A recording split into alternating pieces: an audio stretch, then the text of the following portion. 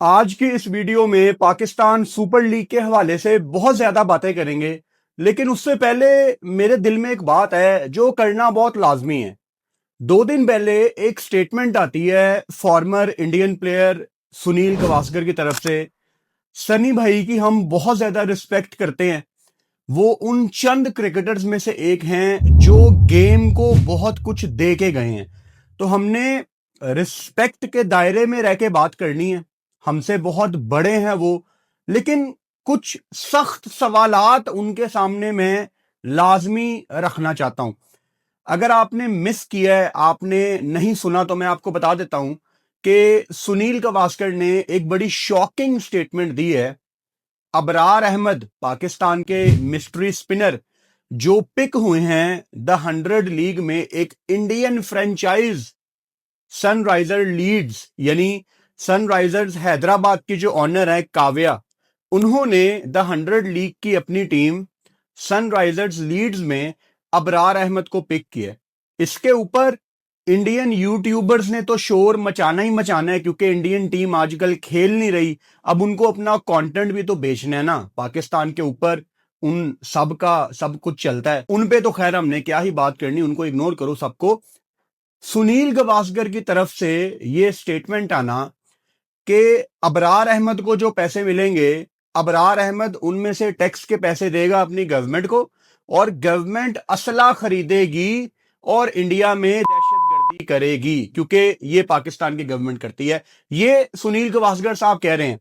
अब मैं आपको कुछ ऐसी बातें बताऊंगा जो हमने आज से पहले कभी किसी वीडियो में नहीं कही। आपको पता ही है कि मेरा यूट्यूब चैनल और काफी ज्यादा पाकिस्तानियों का यूट्यूब चैनल इंडिया में बैन है, एंड वी डोंट केयर। हमें उससे कोई फर्क नहीं पड़ा। अब जब इंडिया की गवर्नमेंट ने हमारे यूट्यूब चैनल्स इंडिया में बैन करवाए, तो उन्होंने एक केस बनाया था। वो केस ये था कि ये जो पाकिस्तानी यूट्यूबर्स हैं ना, ये यूट्यूब से पैसा कमाते हैं और ये उन पैसों में से टैक्स देते हैं अपनी गवर्नमेंट को, और उनकी गवर्नमेंट फिर असला खरीदती है और वो असला खरीद के वो इंडिया में दहशतगर्दी करते हैं। यानी इनके दिमाग में ना हर चीज बॉलीवुड की मूवी हो रही है। हम जब भी सारे पाकिस्तान में अपने अपने कमरों में जाते हैं, हम इंडिया के खिलाफ बातें करते हैं।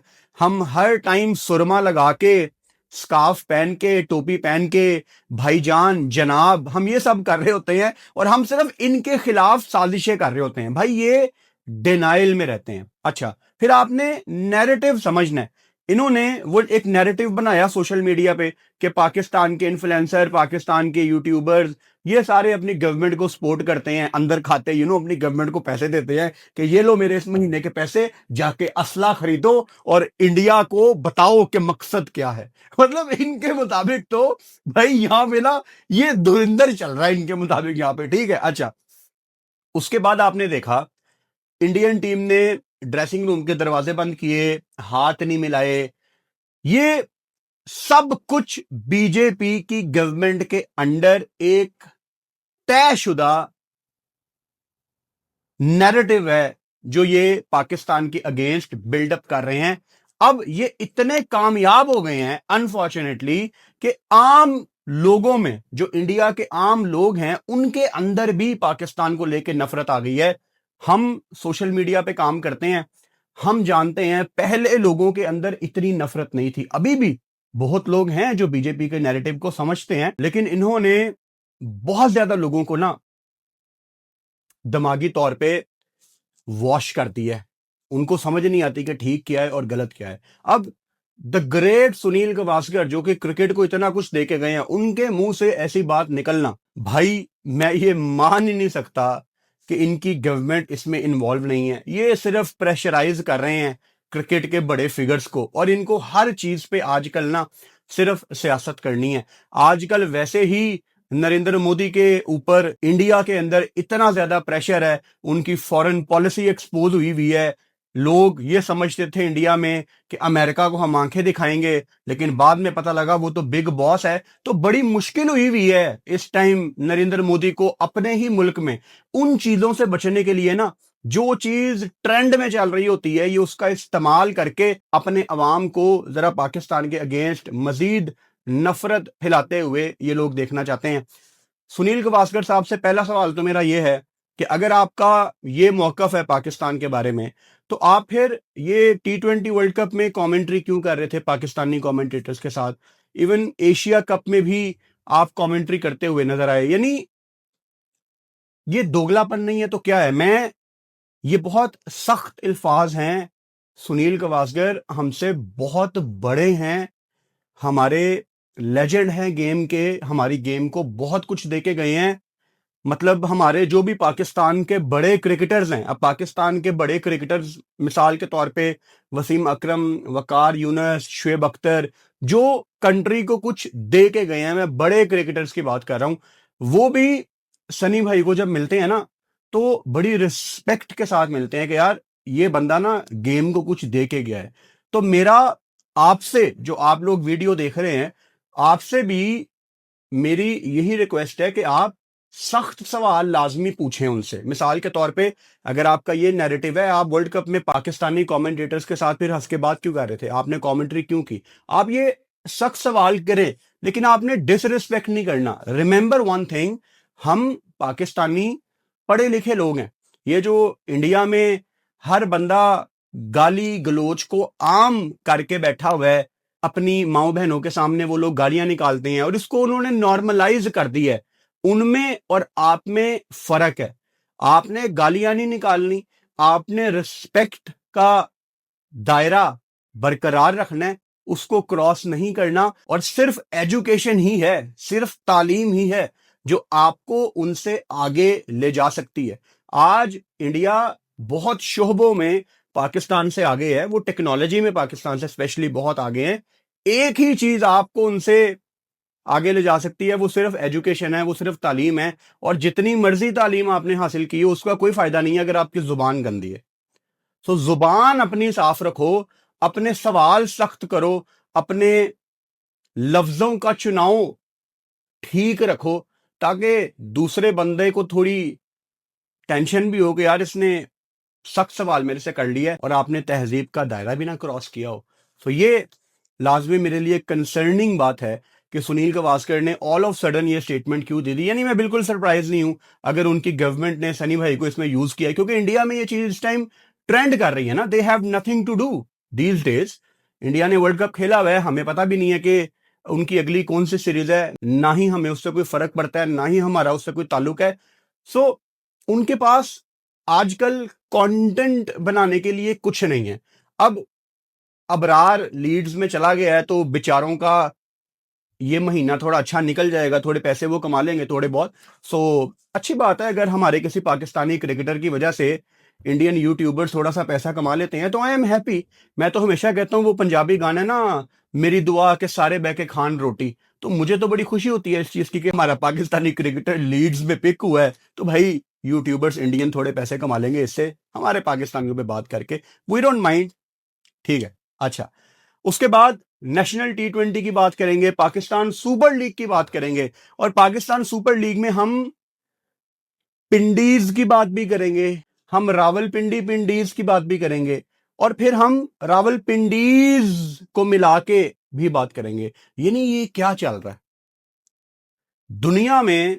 कोई ऑर्गेनाइजेशन इससे ज्यादा नलायक नहीं हो सकती जितना नलायक हमारा पाकिस्तान क्रिकेट बोर्ड है। अब पाकिस्तान क्रिकेट बोर्ड कह लो, पाकिस्तान सुपर लीग कह लो, सेम लोग इन्वॉल्व हैं, एक ही बात है। दो चार बंदे पाकिस्तान सुपर लीग में है जो क्रिकेट बोर्ड में नहीं है, एक ही बात है। खैर, ये कैसे हो सकता है कि एक फ्रेंचाइज बिकती है पिंडी के नाम से, रावलपिंडी के नाम से, वो क्रिकेट बोर्ड को कॉन्फिडेंस में लिए बगैर अपना नाम अनाउंस कर देती है, अपना लोगो अनाउंस कर देती है, वो अपने शहर रावलपिंडी में एक्टिविटीज करवाते हैं। एक तो मुझे इस चीज से बहुत ज्यादा इख्तलाफ है कि रावलपिंडी में जो एक्टिविटीज करवाई गई हैं उसमें वन विलिंग दिखाई गई है कि लड़के वन विलिंग कर रहे हैं, ये रावलपिंडी का ट्रेंड है, oh we are Pindi boys. Just shame on you guys, this is illegal. आप किस तरह प्रमोट कर सकते हैं वन विलिंग को यार? और मुझे अभी तक समझ नहीं आई कि रावलपिंडी इस्लामाबाद की जो ट्रैफिक पुलिस है उन्होंने इन सब को पकड़ा क्यों नहीं। मैं तो कहता हूं आप रावलपिंडी के ओनर को पकड़ें और उससे जरा बात करें कि भाई आप ये क्या प्रमोट करवा रहे हैं सोशल मीडिया स्वैग के नाम पे कि वो यार रावलपिंडीज, हम तो पिंडीज बॉयज हैं, हम ये भी कर सकते हैं, हम वो भी कर सकते हैं, लेकिन आप बेटा कानून को हाथ में नहीं ले सकते, लेकिन हमारे कानून चलाने वाले इदारे जरा एक्टिव हो जाएं भाई, क्योंकि काफी इलीगल एक्टिविटीज रावलपिंडी वालों ने की हैं, वन विलिंग कर रहे हैं। This should not be on. मेरा नहीं ख्याल कि इन्होंने वो सारी सड़कें किराए पे लेके एक सेट लगाया होगा कि हमने यहाँ पे शूटिंग करनी है। ऐसा कोई सीन नहीं है भाई। नॉर्मल एक बंदा कैमरा लेके खड़ा होगा और रोड पे सारे वन विलिंग करके जा रहे हैं, और ये चीज सोशल मीडिया पे भी आती है और किसी को इस चीज का कोई एहसास नहीं है। भाई आप बच्चों को क्या मैसेज दे रहे हैं? मुझे इस चीज की बड़ी तकलीफ है कि हम अपनी जनरेशन का नहीं सोचते, हम अपने बच्चों का नहीं सोचते। आपका बच्चा, मेरा बच्चा, पाकिस्तान का बच्चा, ये हम एक कम्युनिटी है भाई। हमने एक दूसरे के बच्चों के बारे में सोचना है। आपका बच्चा, मेरा बच्चा, मेरा बच्चा, आपका बच्चा, हमने एक दूसरों के बच्चों के बारे में सोचना है। अगर आपको सोशल मीडिया पे कोई चीज गलत दिखती है, उसके खिलाफ आवाज उठाओ। यार ये तो हमारे बच्चे खराब हो जाएंगे, हमारे बच्चे ये करने की कोशिश करेंगे और हमें पता भी नहीं होगा।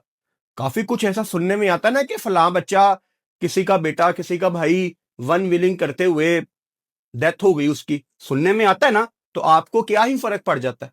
अल्लाह ना करे आपको फर्क तब पड़ेगा जब कोई आपका घर वाला या आपके सर्कल का बच्चा जब कोई ऐसी हरकत में मुलविस होगा।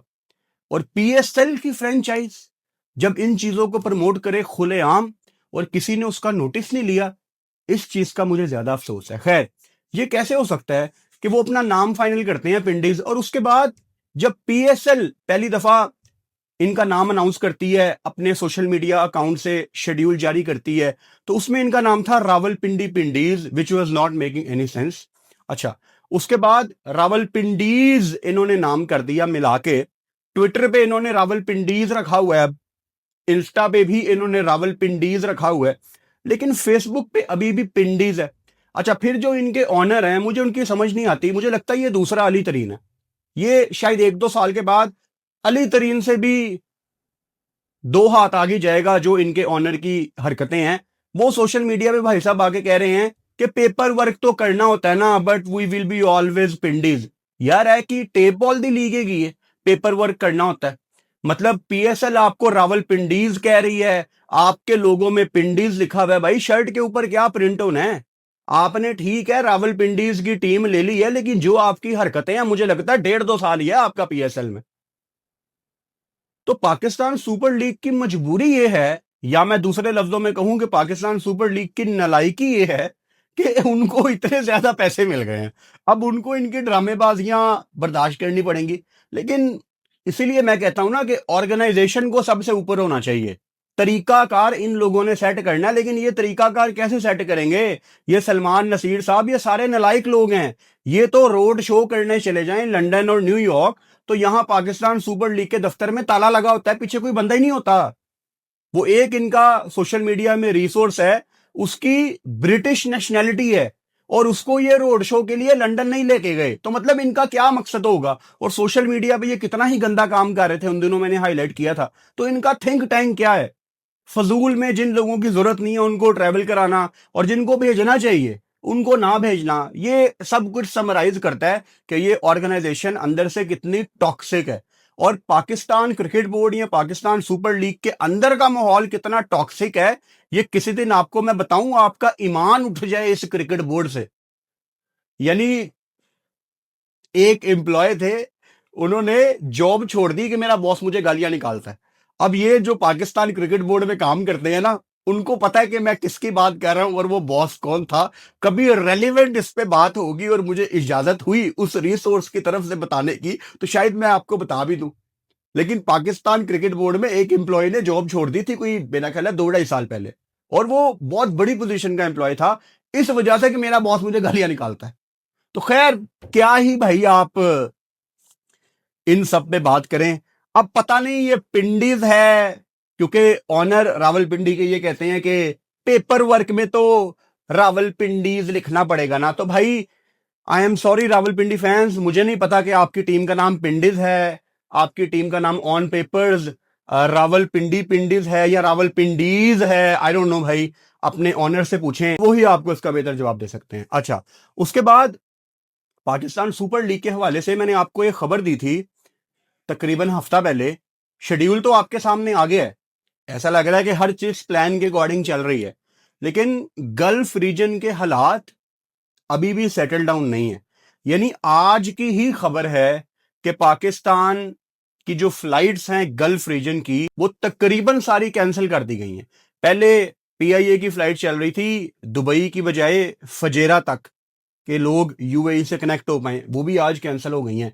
तो मुझे ये नहीं समझ आ रही कि जो काफी महदूद फ्लाइट्स चल रही हैं, इतने ज्यादा प्लेयर्स ने पाकिस्तान आना है, प्लेयर्स के अलावा उससे पहले, उन प्लेयर्स से पहले ब्रॉडकास्टर्स ने पाकिस्तान आना है। ब्रॉडकास्टर्स ऑस्ट्रेलिया से भी आते हैं, साउथ अफ्रीका से भी आते हैं, जिम्बाब्वे से भी आते हैं, और ये सारे एमिरेट्स या कतर वगैरह से आते हैं, और मसला ही सारा इन कंट्रीज में है। तो पाकिस्तान सुपर लीग क्या टाइम पे शुरू हो पाएगी? I am not sure, because मुश्किल है ना, और हमारे रीजन के आजकल हालात आपके सामने ही हैं। देखते हैं भाई, अल्लाह करे कि पाकिस्तान सुपर लीग टाइम पे ही शुरू हो और सब कुछ ठीक ठाक हो जाए। अच्छा, इसके अलावा एक खबर जिस पे मुझे बहुत ज्यादा अफसोस नहीं है, हैरानगी है। पाकिस्तान सुपर लीग की टीम हैदराबाद ने अपना कप्तान अनाउंस किया है, और कप्तान उन्होंने रखा है मार्नस लबुशेन को। अब ये मुझे बहुत अच्छी तरह पता है कि पाकिस्तान सुपर लीग को ना वर्ल्ड क्रिकेट के बड़े नाम हर सीजन में चाहिए होते हैं अपनी लीग को चार चांद लगाने के लिए। लेकिन पाकिस्तान सुपर लीग को इस बात से कोई फर्क नहीं पड़ता कि वो प्लेयर टी20 का है भी है कि नहीं। यानी मार्नस लबुशेन ने आपके ख्याल से ऑस्ट्रेलिया की तरफ से कितने टी20 इंटरनेशनल खेले होंगे? सिर्फ एक, वो भी पाकिस्तान के अगेंस्ट। मार्नस लबुशेन ने कभी टी20 में कप्तानी ही नहीं की, बल्कि वो ब्रिस्बेन हीट की तरफ से खेलते हैं। मेरा ख्याल है कोई 121-22 का उनका स्ट्राइक रेट है। फारग प्लेयर है वो टी20 का। बल्कि देख ही लेते हैं इसमें मुश्किल क्या है। मैंने कुछ दिन पहले इसके नंबर्स देखे थे, मेरे ख्याल से 121-22 का ही स्ट्राइक रेट होना है, इससे ज्यादा इसका हो नहीं सकता। मार्नस लबुशेन, हाँ जी, बिग बैश में मार्नस का 121 का स्ट्राइक रेट है और 22 की एवरेज है। यानी ये कभी भी फर्स्ट प्रायोरिटी रहा ही नहीं है। इसके अलावा अगर मैं इसके ओवरऑल टी20 के नंबर्स देख लूं तो उसमें 126 का स्ट्राइक रेट है, 1000 उसके रन्स हैं भाई। अब मार्नस लबुशेन को किसने कप्तान बनाया होगा? हैदराबाद के कोच ने। हैदराबाद का कोच कौन है? Jason Gillespie. तो शायद उनका एक मौकफ ये हो, उनकी शायद प्लानिंग ये हो कि हमने Australian professional culture Pakistan cricket में लाना है, पाकिस्तान सुपर लीग में लाना है, या हैदराबाद की फ्रेंचाइज में लाना है। हम इसको प्रोफेशनल तरीके से लेकर चलते हैं। लेकिन मार्नस को कप्तानी करवाना, ये सेंस नहीं इतनी बना रही चीज। और अगर मैं स्पेसिफिकली मार्नस लबुशेन की बात करूं, अगर आपने अमेजोन पे इनकी डॉक्यूमेंट्री देखी है द टेस्ट की, और ओवरऑल अगर आपने क्रिकेट ऑस्ट्रेलिया को बड़ा क्लोजली मॉनिटर किया है, मार्नस लबुशेन एक बड़ा जॉली किस्म का कैरेक्टर है, जो स्टीव स्मिथ को अपना गुरु मानता रहा है सारी जिंदगी, और बड़ा ड्रेसिंग रूम का माहौल बड़ा लाइट रखता है। मिसाल के तौर में जैसे पाकिस्तान क्रिकेट के ड्रेसिंग रूम में हसन अली का काम है ना, प्लेयर्स को इजी रखना, मजाक करना, चिल माहौल रखना, ऑस्ट्रेलिया के ड्रेसिंग रूम में वो मार्नस का काम रहा है, और इसको बड़ा लाइट लिया जाता है ऑस्ट्रेलिया के ड्रेसिंग रूम में। उसको आपने अपनी फ्रेंचाइज का कप्तान बना दिया। यानी ये वो बंदा ही नहीं है जो लीडर हो, इसीलिए ऑस्ट्रेलिया ने कभी किसी लेवल पे उसको कप्तानी नहीं करवाई, आपने उसको कप्तान बना दिया। अब आप मेरे से पूछें कि हैदराबाद का कप्तान किसको होना चाहिए था? मेरे ख्याल से आपके पास साइम अयूब से बेहतर ऑप्शन हो ही नहीं सकती थी। पाकिस्तान शायद अगले 4-5 साल में साइम अयूब को अपना कप्तान देखता है, अगर पाकिस्तान प्रोसेस के थ्रू जाए। यानी अगर आपने साइम को कप्तानी देनी है तो आप साइम को सीधी कप्तानी नहीं दे सकते। मिसाल के तौर पे आपका व्हाइट बॉल का कप्तान है सलमान अली आगा। मुझे लगता है सलमान अली आगा आपका वनडे का कप्तान भी बन जाएगा 2027 से पहले। टी20 का तो फिलहाल वो ऑलरेडी कप्तान है। साइम अयूब को आप बनाएं आगा का वाइस कप्तान, और पूरे कंट्री में अनाउंस करें कि यार ट्रांजिशन होगी। सलमान अली आगा जब कप्तानी से जाएगा कोई भी चेयरमैन हो, कोई भी कोच हो, ट्रांसपेरेंट तरीके से ट्रांजिशन होगी और साइम अयूब को कप्तानी दी जाएगी। ये होते हैं प्रोसेस। शफाफ तरीके से लोगों के सामने आप प्रोसेस बनाएं, वो बड़ा इंपॉर्टेंट है। तो साइम अयूब को ठीक है इन्होंने कप्तान नहीं बनाया, बट अभी भी मैं ये चाहूंगा कि ये साइम अयूब को वाइस कप्तान बनाए अपनी फ्रेंचाइज का। मार्नस लबुशेन जिस तरह का प्लेयर है, अब आपने उसको कप्तान बना दिया है, लेकिन मुझे नहीं लगता कि वो लीग के सारे मैचों में खेल पाएगा। अब वो कप्तान है तो शायद वो खेल जाए, लेकिन एज ए बैटर हो सकता है उसके 3-4 मैच बड़े गंदे चले जाएं। अब वो कप्तान है तो मजबूरी है उसका खेलना, लेकिन अगर वो एज ए नॉर्मल बैटर खेल रहा हो और कप्तान कोई और हो, तो शायद मार्नस लबुशेन 4-5 मैचों के बाद बेंच में बैठा हो और कोई दूसरा उसको रिप्लेस करे प्लेइंग 11 में। लेकिन अब आपने उसको कप्तान बना दिया, तो हैरानगी हुई है मुझे इस डिसीजन पे, क्योंकि मैं ये चूरन नहीं ना खरीदता। ऑस्ट्रेलियन माइंडसेट पाकिस्तान में आ जाएगा, ये वो ठीक है, लेकिन फिर वो ऑस्ट्रेलियन माइंडसेट वाला बंदा भी तो आपको लाना है ना पाकिस्तान में। कोई पता लगे कोई एक्टिव क्रिकेटर आया है जो ऑस्ट्रेलिया का भी कप्तान है या एटलीस्ट उनकी टीम में है, फिर जाके चीजें समझ आती हैं। इसके अलावा आपका नेशनल T20 कप आप सब देख रहे हैं, उसमें हसन नवाज के बारे में मुझे बहुत मैसेजेस आए और ऑब्वियसली मैंने देखा कि हसन नवाज ने किस तरह मैच फिनिश किया। आपके नेशनल T20 का टॉप स्कोरर भी है, 13 छक्के लगाए हैं। और जिस तरह से छक्के छोड़ो यार, जिस तरह से मैच फिनिश करने की एबिलिटी हसन नवाज ने आपको चौथे नंबर पे दिखाई है, ये मेरे लिए कोई नई बात नहीं है। और डूब मरने का मुकाम है सलमान अली आगा के लिए, डूब मरने का मुकाम है माइक हेसन के लिए, और डूब मरने का मुकाम है आकिब जावेद के लिए, जिन्होंने ट्रस्ट नहीं किया हसन नवाज के ऊपर।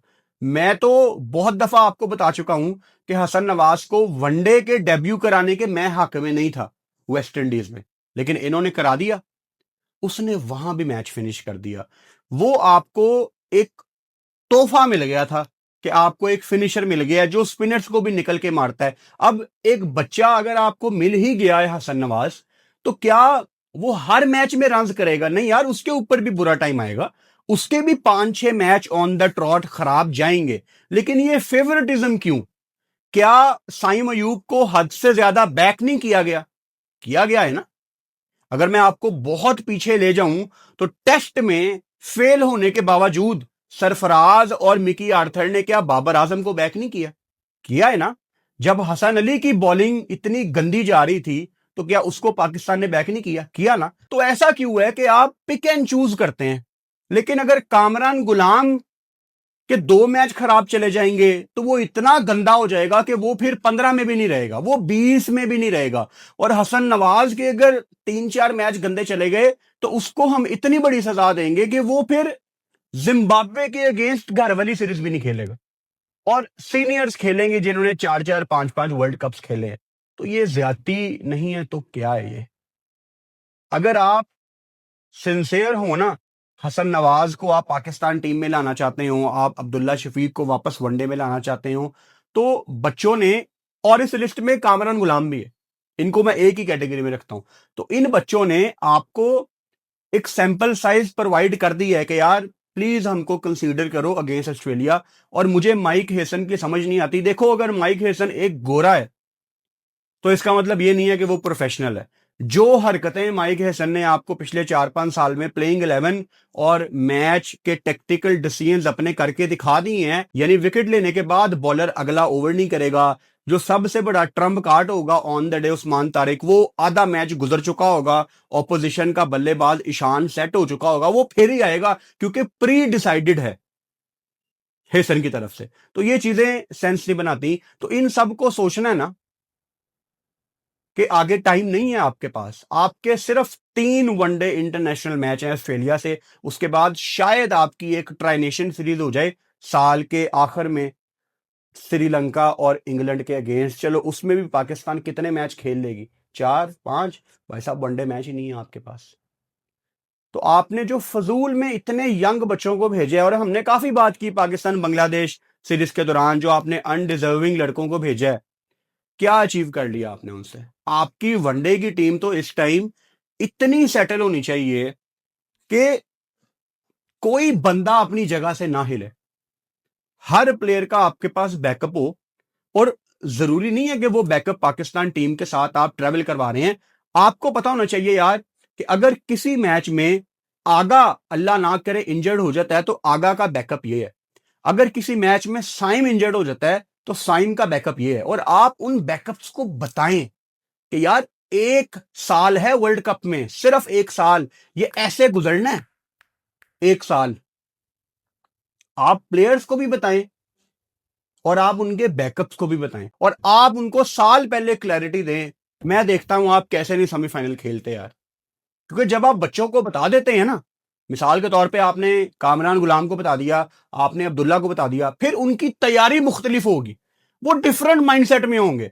वो पूरा साल सिर्फ वर्ल्ड कप की तैयारी करेंगे, सुबह अर्ली मॉर्निंग उठेंगे, अपनी बॉडी पे काम करेंगे, अपनी ट्रेनिंग तगड़ी रखेंगे, क्योंकि आपने उनको एक मकसद दिया होगा कि हमने वर्ल्ड कप खेलना जाके साउथ अफ्रीका में। फिर पाकिस्तान क्रिकेट बोर्ड के पास इतना पैसा है, आप अगर मेंटोर्स को 50-50 लाख रुपया दे सकते हैं, आप मिसालें हजार हैं आपके पास, अभी से नहीं शुरू से इतना पैसा है। आपने वो पाकिस्तान जूनियर लीग पे मेंटोर्स को कितने पैसे दिए यार, करोड़ प्लस पाकिस्तानी मेंटोर्स को आपने पैसे दिए हफ्ते 10 दिन के लिए। अभी आपकी पाकिस्तान सुपर लीग की टीमें भी बिक गई हैं, आपके पास और ज्यादा पैसे आ गए। अगर आपके पास वनडे मैचेस नहीं है, आप अपने वर्ल्ड कप पड़े लड़कों को एक दूसरी टीम बना के, जो आपकी अपनी ही टीम हो पाकिस्तान की, आप इनको साउथ अफ्रीका भेजें।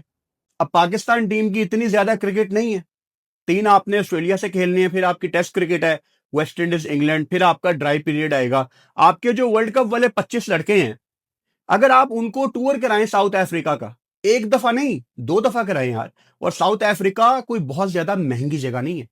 एक जो सबसे महंगी चीज आपको साउथ अफ्रीका पड़ेगी वो ट्रेवलिंग कॉस्ट है, उसके बाद साउथ अफ्रीका कोई इतनी महंगी जगह नहीं है। आप साउथ अफ्रीकन किसी क्लब से कांटेक्ट कर सकते हैं, you are Pakistan cricket board, लोग आपके साथ खेलने के लिए इंटरेस्ट शो करेंगे। आपके 25 लड़के हैं, उनको आप खिलाएं साउथ अफ्रीका में जाके, उनको प्रैक्टिस करवाएं, क्योंकि आपका मकसद फिर ओडीआई वर्ल्ड कप है ना। ये कितना मुश्किल है। देखो, अगर मैं इस टाइम पाकिस्तान क्रिकेट बोर्ड की किसी ऐसी पोजीशन पे हूं ना कि मेरे हाथ में डिसीजन मेकिंग हो, मेरा मकसद इस टाइम सिर्फ 2027 का ओडीआई वर्ल्ड कप होगा और मेरा हर कदम उस ट्रॉफी को सोच के होगा कि ये ट्रॉफी मैंने कैसे जीतनी है, मेरी टीम ने कैसे जीतनी है। और मैं अपनी टीम को, अक्टूबर नवंबर में है ओडीआई वर्ल्ड कप अगले साल, मेरा टारगेट होगा कि मैं साउथ अफ्रीका से लगातार कांटेक्ट करूं, मैं साउथ अफ्रीका से मीटिंग्स करूं, मैं जो बर्ग उनको मिलने जाऊं और उनको कहूं कि ठीक है एफटीपी में हमारी सीरीज नहीं है बट हम प्लान करते हैं। आप हमें, अगर आपके पास टाइम नहीं है, आप हमें 2 दफा बुला लें, एक दफा आप हमारे साथ 3 वनडे खेल लें, फिर 2-3 महीने के बाद हम आपको अपनी जेब से पैसे देते हैं। हमें तैयारी चाहिए, लेकिन हमें कंडीशंस वहां की चाहिए। व्हाइट बॉल के अगेंस्ट हमने प्रैक्टिस करनी है।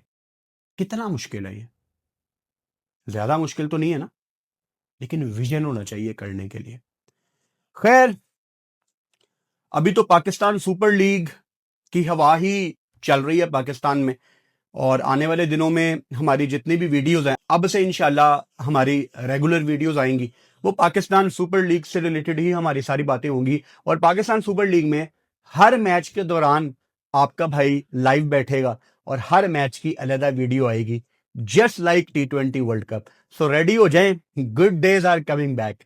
तो इंशाल्लाह ताला कल एक नई वीडियो में आपसे मुलाकात होती है। Good night.